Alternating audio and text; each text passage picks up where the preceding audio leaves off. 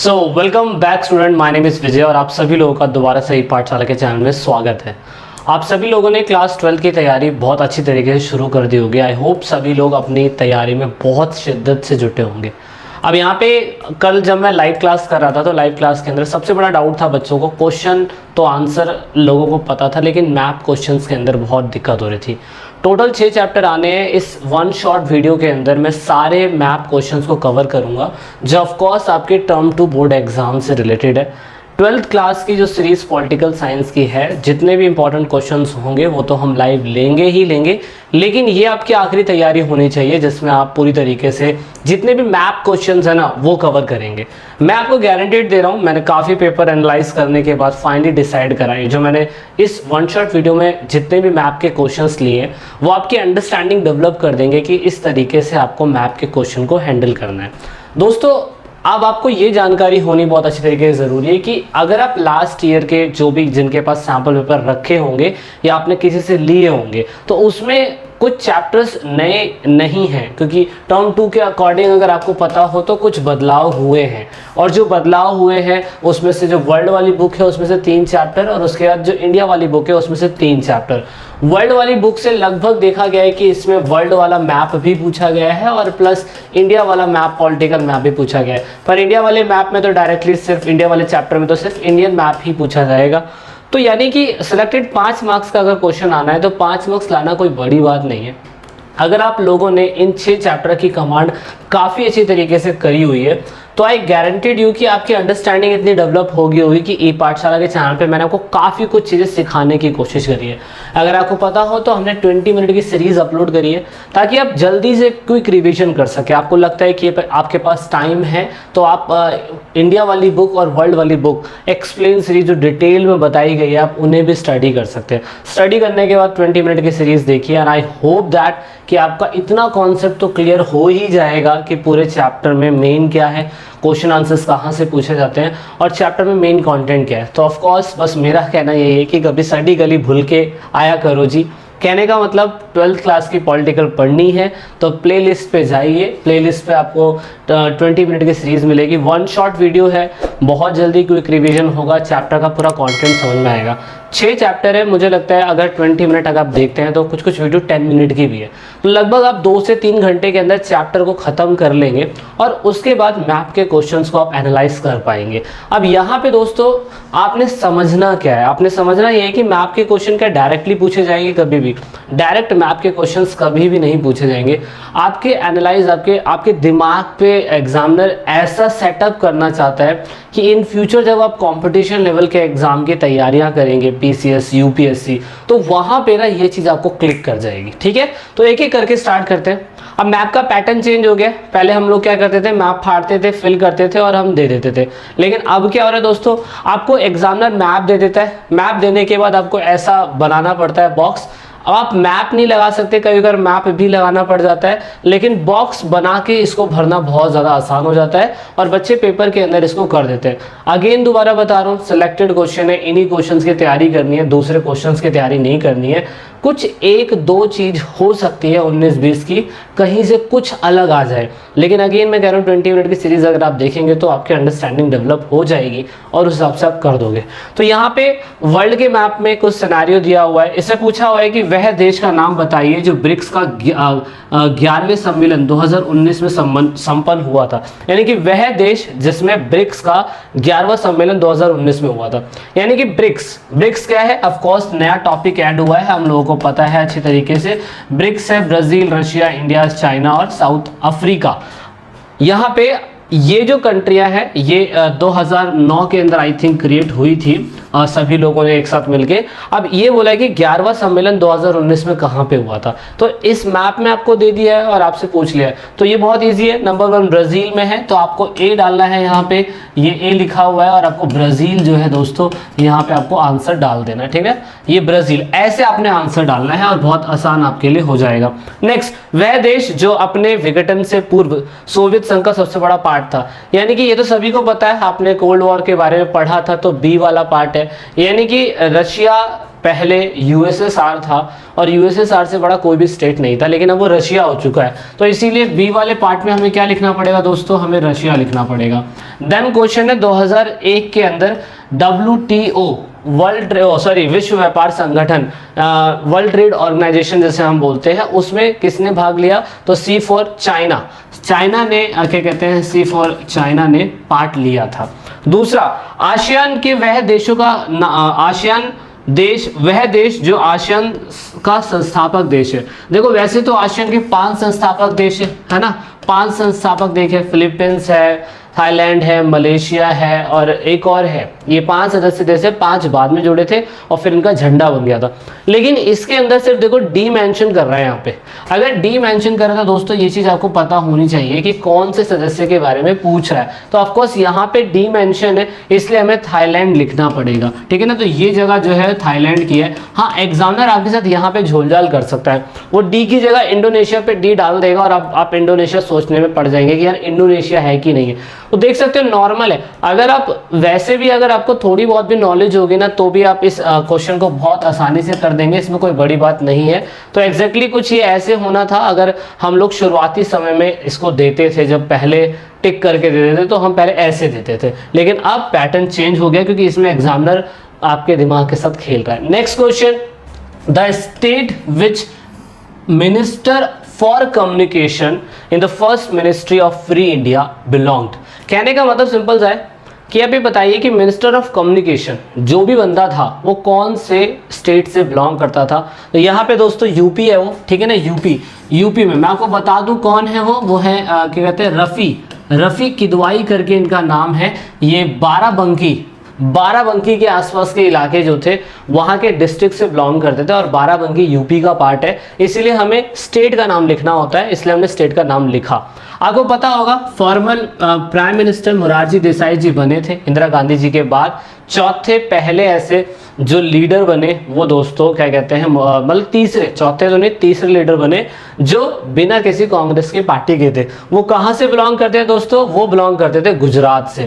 याद करिए, गुजरात के अंदर एक नवनिर्माण मूवमेंट हुआ था और उसमें वहाँ पे हमने मोरारजी देसाई जी को देखा था और बिहार के अंदर हमने जेपी जी को देखा था। तो जेपी जी वाला क्वेश्चन अगर आपसे पूछ ले तो बिहार याद रखिएगा, उसमें कोई बड़ी बात नहीं है। The state of S Nijalingappa belong, S Nijalingappa कौन थे, कांग्रेस के अध्यक्ष थे। याद करिए 1969 के अंदर जब पार्टी डिस्प्यूट टूट गई थी तो कांग्रेस ओ और कांग्रेस आर बनी थी और उससे पहले एस निजलिंगप्पा जो थे पार्टी के अध्यक्ष थे और उन्होंने ही मैडम प्राइम मिनिस्टर को कहा था कि आप पार्टी के अंदर नहीं रहेंगे। कौन से स्टेट से बिलोंग करते हैं, कर्नाटका, ठीक है। दूसरा, किंग मेकर द के कामराज कौन सी प्रेसिडेंसी, तमिलनाडु, कहां से, तमिलनाडु से। याद करिए सिंडिकेट मेंबर ज्यादातर साउथ से ही बिलोंग करते थे और हमने जो वीडियो के अंदर जिक्र करा था वो इन्हीं 2-3 नामों का ही जिक्र करा था, एस निजलिंगप्पा, के कामराज, वीवी गिरी जी और उसके बाद क्या कहते हैं इंदिरा गांधी जी, जो चैप्टर में रिवील हो रहे थे बार बार। तो इनका थोड़ा सा आपको पता होना चाहिए कि कहाँ से बिलोंग करते हैं, तो आपके लिए आंसर लिखना बहुत आसान हो जाएगा। अगर आप वैसे भी क्वेश्चन को देखेंगे तो नॉर्मल सा इंडिया के मैप में आपको पहले से ही पता है कि यूपी है, ये कर्नाटका है, तमिलनाडु है, तो आप एक बार देख लेंगे तो आपको वैसे समझ में आ जाएगा। लेकिन क्वेश्चन देख लीजिए कौन से पूछे जा रहे हैं, क्वेश्चन आपके एग्जाम में यही पूछे जाएंगे।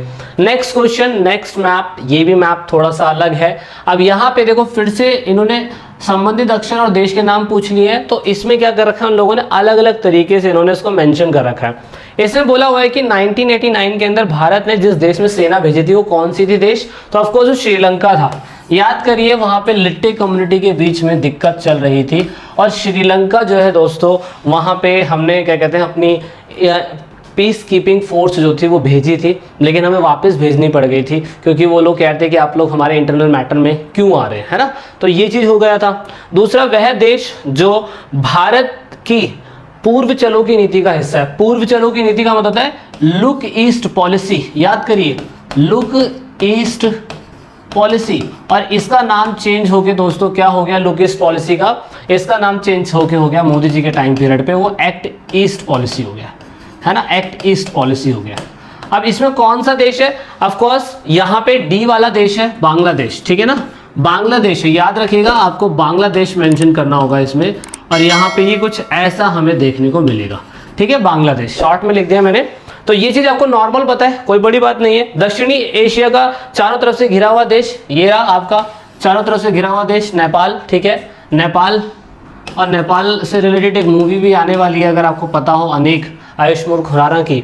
नेक्स्ट क्वेश्चन, वह देश जिससे हमने पनबिजली का मतलब होता है हाइड्रल इलेक्ट्रिसिटी, किससे हमने बनाने की मांग करी है? भारत के साथ कर रहा है, भूटान के साथ कर रहा है। ये मैंने चैप्टर के अंदर मेंशन भी करा था, आपको याद होगा, मैंने बताने की भी कोशिश करी थी कि भूटान में किस तरीके से हमारे नरेंद्र मोदी जो है वो जा रहे हैं, उनसे बातचीत कर रहे हैं। अब देखो इसमें गलती पता क्या करेंगे बच्चे, यहाँ तो आंसर सही कर देंगे, यहाँ आंसर सही कर देंगे, सॉरी यहाँ आंसर सही कर देंगे, लेकिन दोस्तों जब यहाँ भरने की बारी आती है और जब भर के पेपर देना होता है तो यहाँ गलत हो जाता है। आपको इसके ऊपर ज़्यादा फोकस करना है और यही सेम क्वेश्चन आपको फोकस करना है।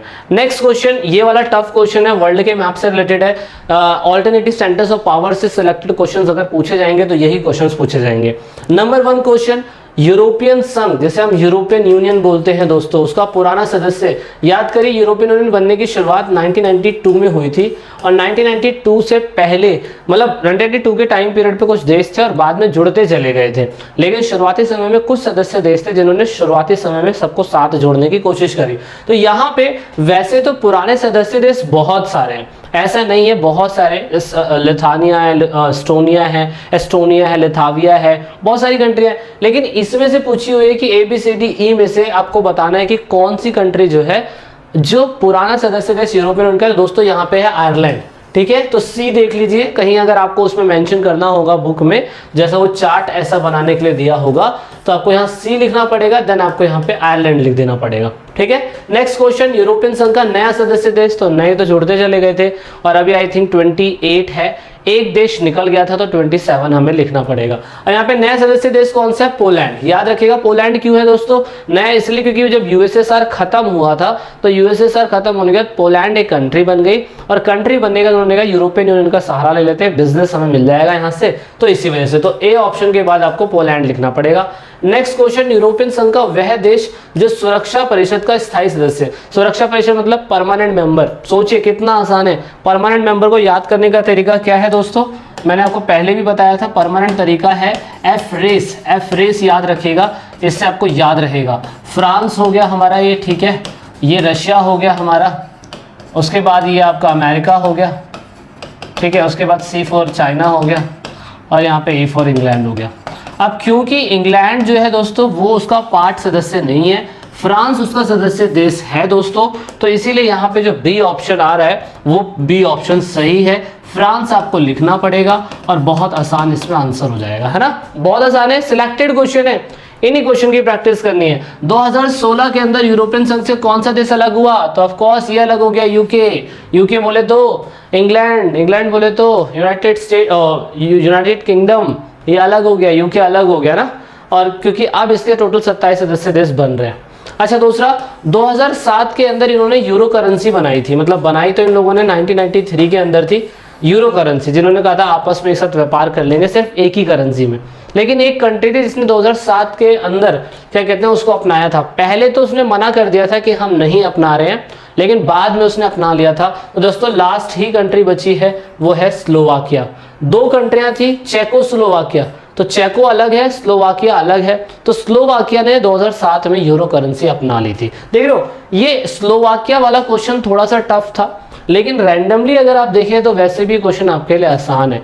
एक क्वेश्चन अगर आपसे पूछने की बताइए कि इटली की कैपिटल कहाँ है, तो आप वैसे ही भर देंगे, है ना, मतलब नॉर्मल क्वेश्चन होते हैं।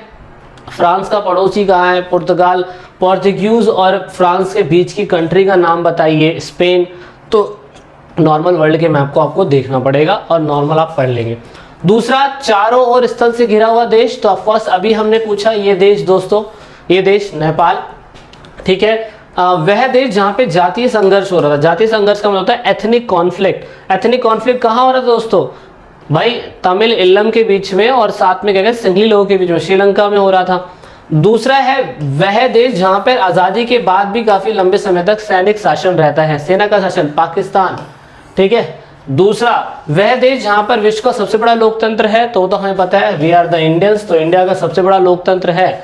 दूसरा, वह देश जो 1947 और 1971 में बना था, तो बांग्लादेश, ऑफ कोर्स हमें पता था ये पहले पाकिस्तान था, लेकिन हमने इसको आज़ाद करवाया और उसके बाद यहाँ पे बांग्लादेश बन गया। तो नॉर्मल से क्वेश्चंस है, कोई बड़ी बात नहीं है, इन्हीं क्वेश्चंस को आपने पढ़ना है।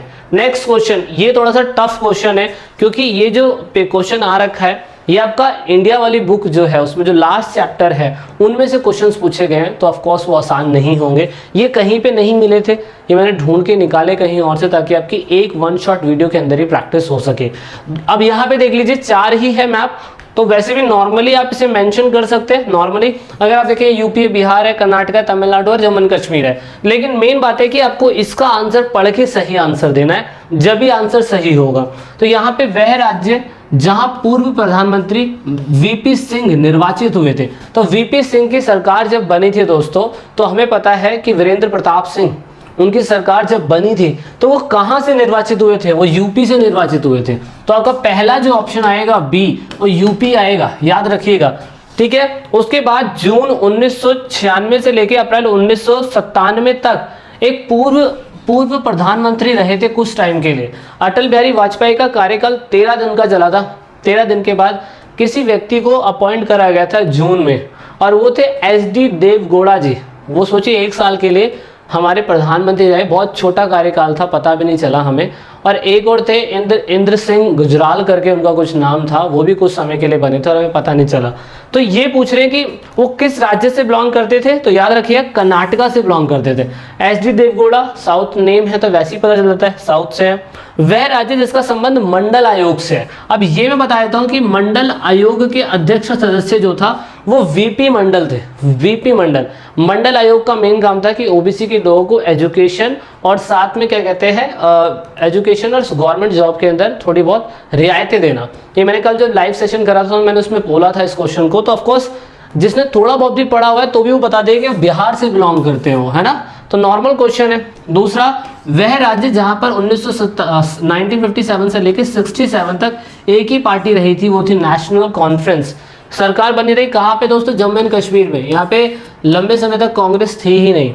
वह राज्य जहां पर पूर्व प्रधानमंत्री राजीव गांधी के दौरे पर उनकी हत्या कर दी गई थी। तो राजीव गांधी की हत्या का कारण मेन श्रीलंका का वो सीन बोला जाता है, लेकिन जब उनका दौरा तमिलनाडु के अंदर हुआ था तो वहां पे दोस्तों उनकी हत्या कर दी गई।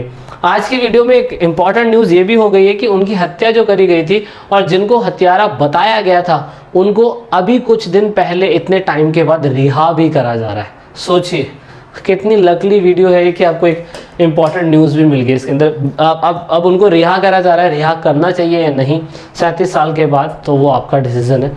मुझे कमेंट करके बताइएगा क्या है। और बाकी सभी दोस्तों ये क्वेश्चंस भी वही क्वेश्चंस है, ये मैंने पहले भी कवर करे हुए हैं। आपको अगर ये चाहिए सारे के सारे इंपॉर्टेंट PDF फाइल, तो दोस्तों मेरी वीडियो के डिस्क्रिप्शन में लिंक है, आप इन्हीं को पढ़ लीजिएगा, आपके लिए बहुत बेनिफिट होगा। कुछ एक्स्ट्रा आपने पढ़ने की जरूरत नहीं है, सेम क्वेश्चन यही बार बार रिपीट हो रहे हैं आपके लिए, और आप इन्हीं चीज़ की प्रैक्टिस करेगा। अलावा इसके अलावा कोई क्वेश्चन और प्रैक्टिस करने की जरूरत नहीं है। ठीक है, वीडियो कैसी लगी है लाइक शेयर सब्सक्राइब करके जरूर बताइएगा। वीडियो को एंड तक देखने के लिए बहुत बहुत धन्यवाद। आप दूसरे किसी प्लेटफॉर्म पे हैं, इनमें से किसी प्लेटफॉर्म पे, तो आप हमारे साथ जरूर जुड़िएगा एक्स्ट्रा इन्फॉर्मेशन के लिए। जब तक के लिए जय हिंद, जय भारत, वंदे मातरम।